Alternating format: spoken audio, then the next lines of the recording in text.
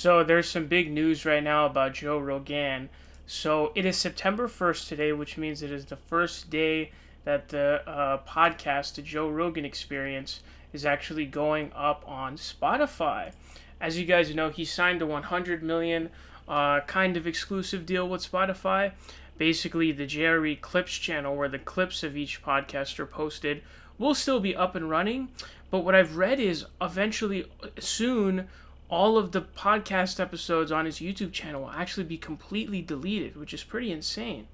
So there are apparently a bunch of podcast episodes that are not being included, and they all seem to follow a trend, and it's these kind of sketchy right-wing figures. So it's people like Owen Benjamin who got in trouble. Alex Jones is probably the biggest one because Alex Jones, one of his episodes, I believe, has over like 20 million. His episodes on the Joe Rogan podcast are pretty heavily viewed, and it appears that they have removed those. Mikhaila Peterson, who is the daughter of Jordan Peterson, also being removed.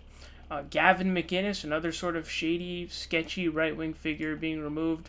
Milo Yiannopoulos, his two appearances apparently have not been included. Stefan Molyneux, his appearance has not been included. Some of, I guess, the Joey Diaz episodes even have been not included. Adam Kokesh. Some of these are kind of odd, for sure. Some of these are kind of odd, but it seems to be the case that these are sort of following a very similar pathway. Now, is there some sort of explanation for this? Now, that's totally possible, but honestly, we're kind of up in the air right now because we don't really have any other explanation about what's going on here in terms of why these people have not been included. So people are getting really angry because if it's true that these are eventually going to be, first of all, if these are going to be deleted from YouTube and he's going to be exclusively with the full podcast episodes on Spotify, and they're just not including this, well, hey, that's a big deal because then people can't view those episodes. But moreover, there's sort of a bigger question here. One of the arguments people were giving was, YouTube's COVID quote censorship was one of the reasons why he actually went to Spotify. Well, if he's getting censored even harder on Spotify than he ever did on YouTube, well, he's kind of a sellout. And he's already kind of dodging paying taxes. I mean, he's a Bernie supporter, but he's not down to pay his taxes when he makes that much money. So he's moving to Texas, where there's no state tax, I believe. So that's what he's doing.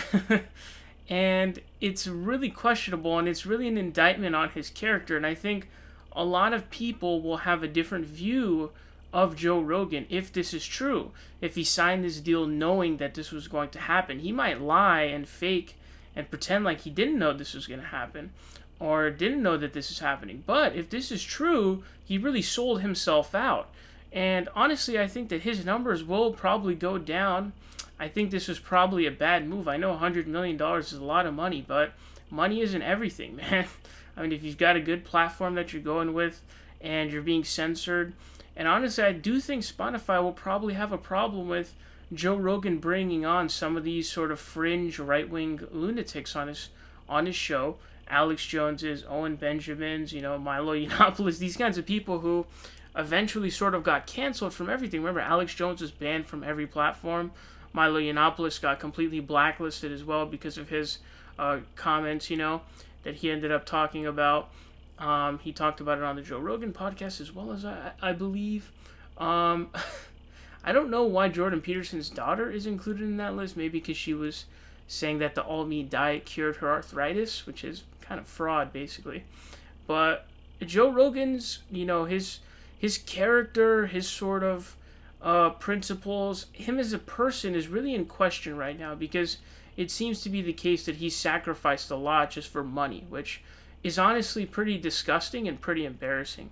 So, he might kind of value money over virtually anything else. So if there's no other explanation for this, and this is what's going on, those podcasts are going to be deleted from YouTube and they're not included on Spotify, this is a really bad look for Joe Rogan, and his numbers might also tank on Spotify.